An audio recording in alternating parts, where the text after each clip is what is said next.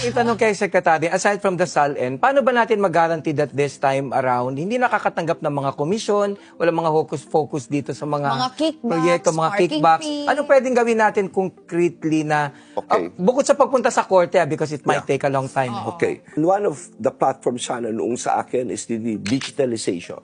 No? Na mas kukonti ang gumigit na mas mawawala ang corruption. For example, kukuha ka na ng business permit. Di ba? Pupunta ka City Hall.